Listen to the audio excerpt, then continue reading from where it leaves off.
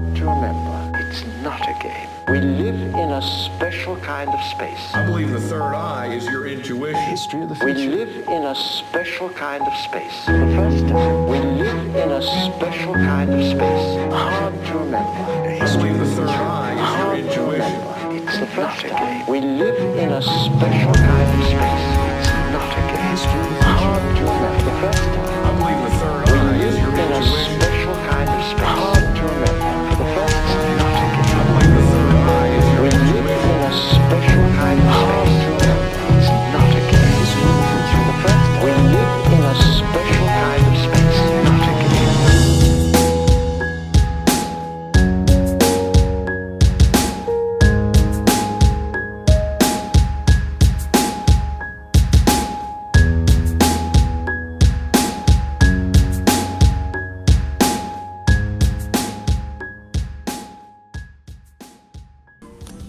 Olá, meu nome é Márcio Fidelis, sou artista plástico, trabalho com vários tipos de materiais.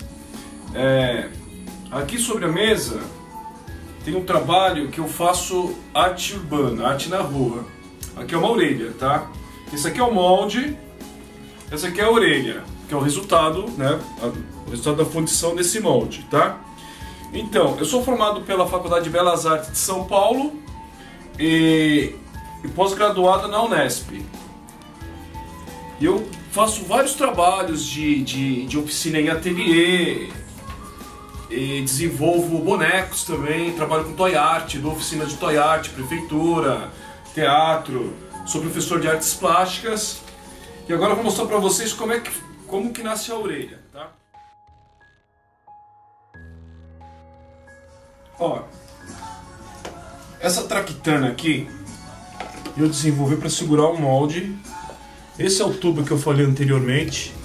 Vai passar por dentro do molde e vai ficar interno no gesso, na orelha, tá?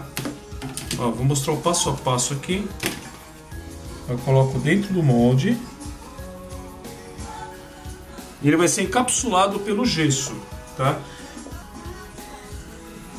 Agora eu vou encher de gesso esse molde. Coloquei água no pote.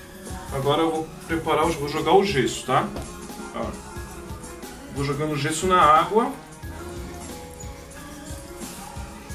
até sumir toda a água,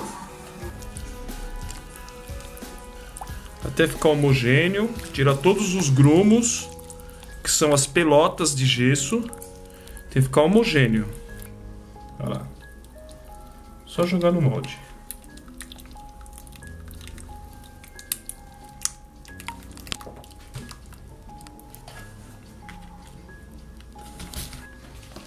Eu faço em duas partes, tá? Espero endurecer um pouco essa, depois eu jogo novamente.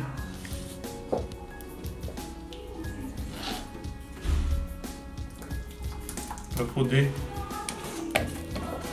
Ó, quase encheu o molde, tá? Com essa fornada aqui. Agora eu vou fazer o seguinte, eu vou completar, vou fazer mais um pouquinho de gesso só para completar, ok? Agora completando o molde, a segunda partida de gesso. Olha que beleza, ó, vai enchendo até formar uma tensão superficial. Ó.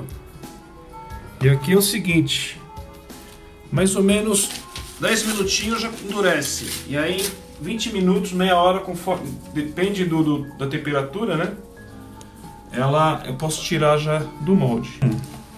Eu coloco uma gaze, que é justamente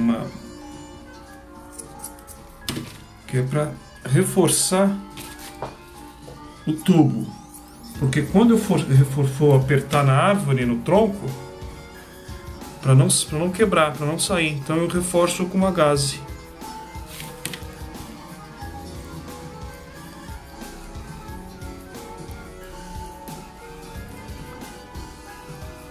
Então, recapitulando, molde de silicone, coloquei o gesso dentro do molde, tá?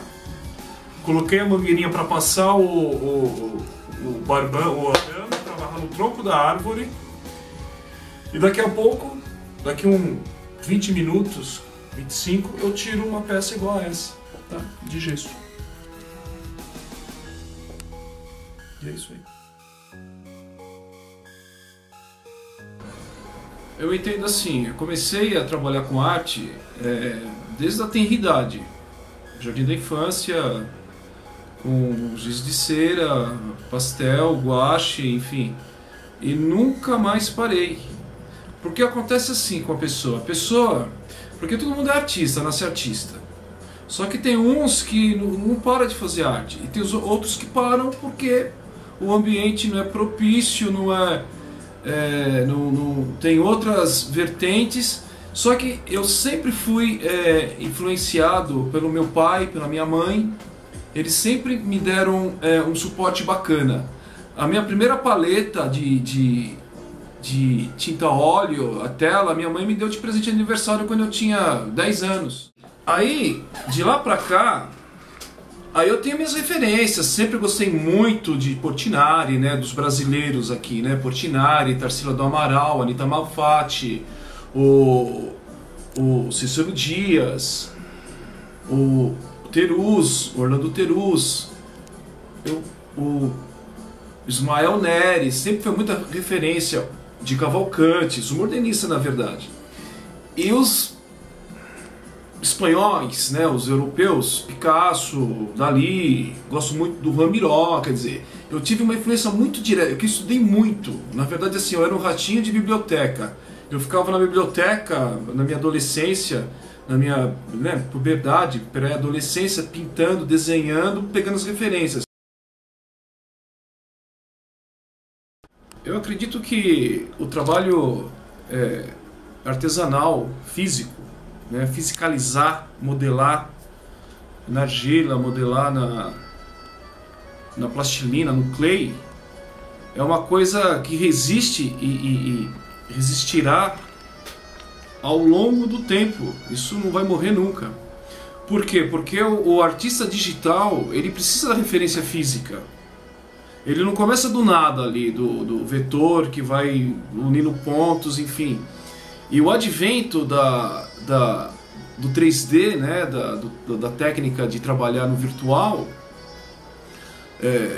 as três dimensões, é uma ferramenta que facilita, é um facilitador que trabalha junto, né, com o analógico e o digital.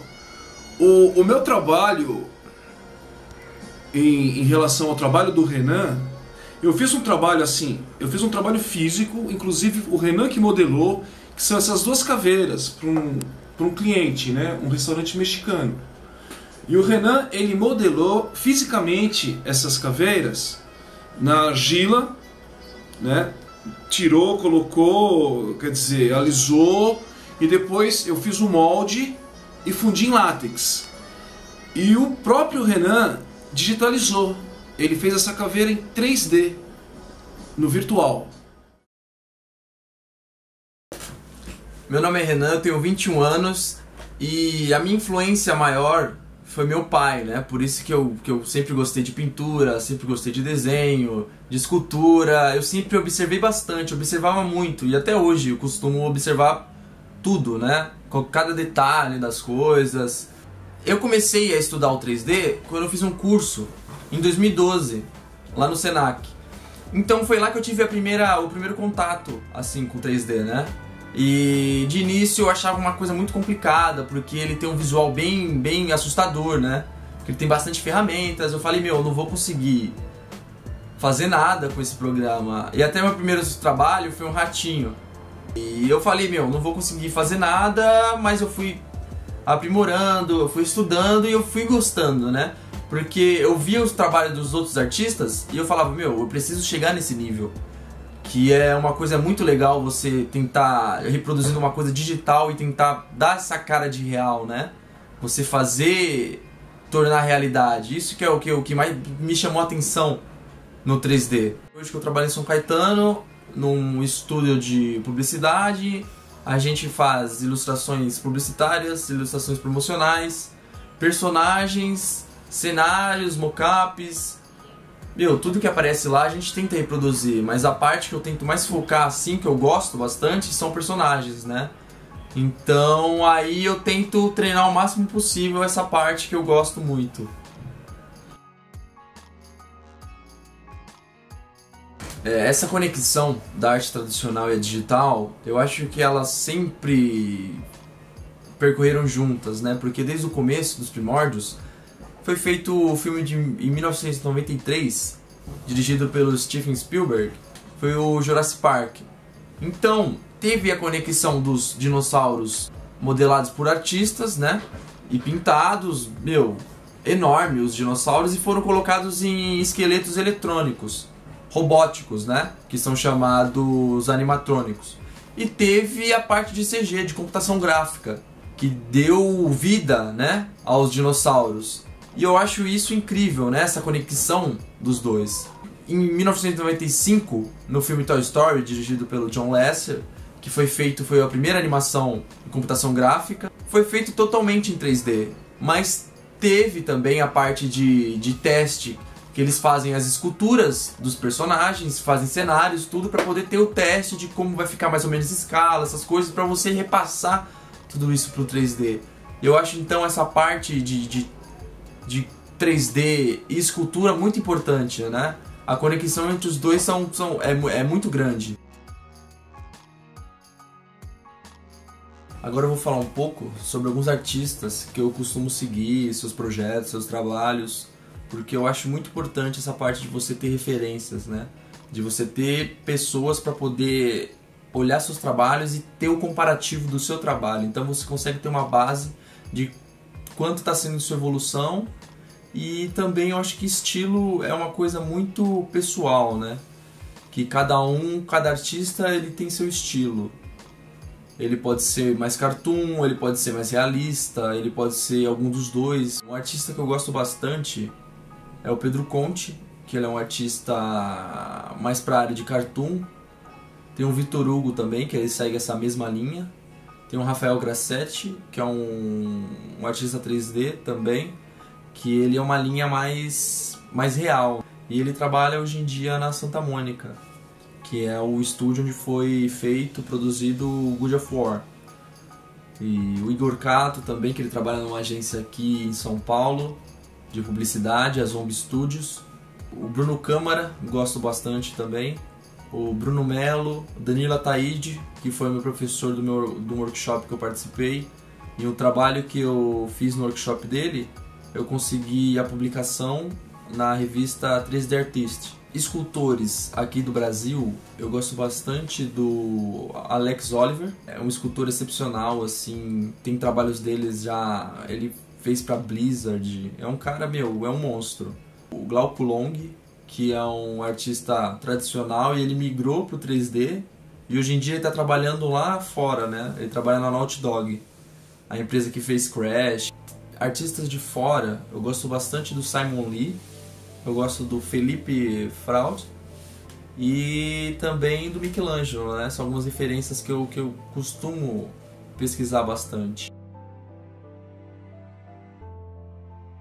Agora eu vou tentar passar para vocês um pouco do meu processo, né? Como funciona o meu fluxo de trabalho para poder produzir uma peça no 3D. Eu vou fazer uma caveira, né? Que eu modelei ela na argila, que eu fiz essa peça física e eu vou tentar fazer uma estilização dela no 3D. Para quem não sabe, o 3D ele funciona mais ou menos como se fosse uma massa, né? Uma argila, mas no modo digital seria vários polígonos que são compostos dessa massa que você está manipulando, e esse polígono ele retém a informação que você aplica, né? Como texturas, detalhes, e tudo isso fica acumulado nessa massa. Então você consegue tirar toda essa informação e você passa para o PC calcular, né? Então é meio que assim que funciona o processo de 3D.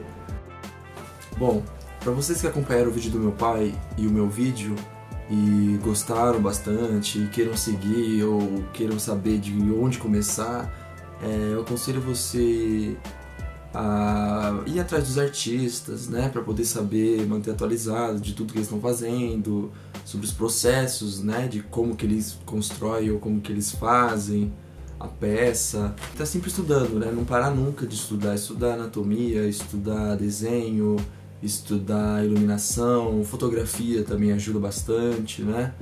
E eu acho que tudo isso agrega muito ao seu trabalho. Então acho que se você ter boas bases, boas referências, você vai conseguir produzir alguma coisa legal.